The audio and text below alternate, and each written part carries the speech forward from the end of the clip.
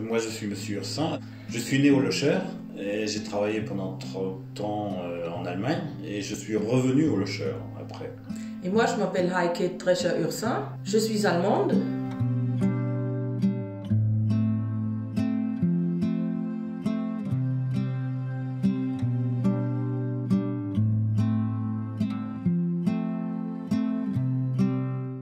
Je suis née à Schweinfurt, en Basse-Franconie. J'ai 57 ans. J'ai fait un apprentissage de boulangère à Nuremberg. Après, j'étais faire l'apprentissage de pâtisserie à Würzburg. Et Würzburg, c'est la ville qui est jumelée avec Caen. Et c'est à ce moment-là que j'ai fait la connaissance du Calvados. Tout ça a commencé en 1986. C'était l'année où le jumelage entre la Basse-Franconie et le Calvados a démarré. Et justement, cette année-là, la Basse-Franconie était invitée d'honneur à la Foire de Caen.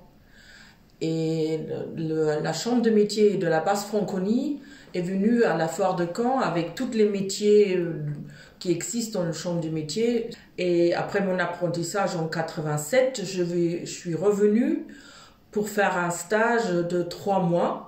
Caen. Après 6 semaines, je suis arrivée chez Monsieur Leurette et c'est là-bas, mon mari était le chef pâtissier. On s'est mariés et était venu avec moi en Allemagne dans la boulangerie de mes parents.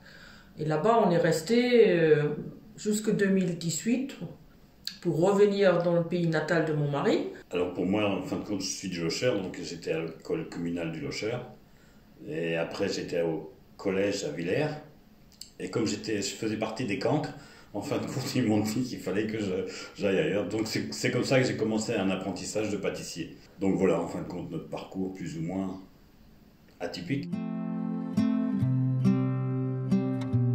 En fin de compte, j'ai hérité de mes grands-parents, la maison. Et déjà à l'époque, oui, c'était en 2000, on va dire ça à peu près, on arrondit, on va dire en 2000. Donc on avait pris déjà la décision de faire des travaux pour y venir en vacances.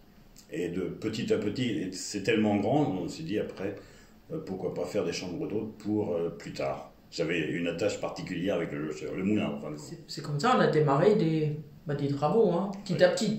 Vraiment petit à petit. En fin de compte, on a passé 20 ans à faire les travaux. Oui. Le moulin par lui-même, il n'existe plus puisqu'il était en face.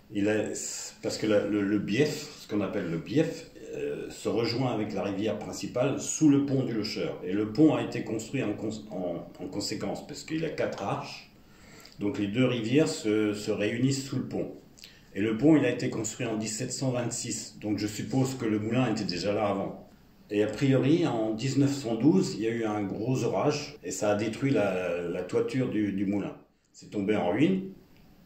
Et c'est mes grands-parents qui ont acheté la maison d'habitation en 1942. Et mon père est arrivé, mon père a ouvert la boucherie au Locher en 1947, je crois.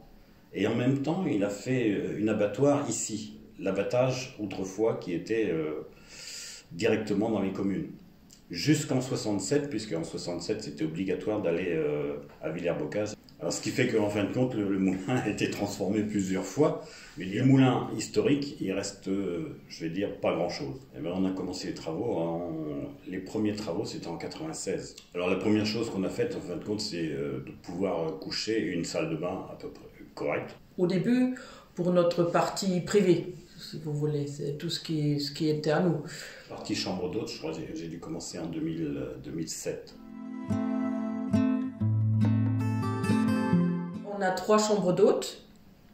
Dans chaque chambre d'hôte, on peut coucher maximum 4 personnes, c'est-à-dire on a toujours soit un lit double ou soit des lits jumelés et un canapé convertible dans le bas. Puis on se trouve dans la pièce du petit déjeuner, parce que les chambres d'hôtes, ça veut dire vivre chez des hôtes et c'est les hôtes qui servent le petit déjeuner. Moi j'adore les randonnées ici.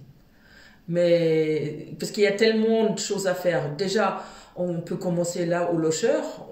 On a fait imprimer des petits circuits qui ont le départ là au moulin. On a eu des cyclistes qui ont fait la voie verte, et là ils étaient ravis. On conseille toujours aussi le marché de Villers-Bocage, surtout pour les Allemands, parce que ce système de marché comme nous on l'a en France, ils ne connaissent pas du tout. Moi je vois quand même la région ici encore avec les yeux d'une touriste. N'importe ce qu'ils veulent voir, j'ai toujours une solution à leur donner. Sur notre site internet, c'est moulindulocher.fr.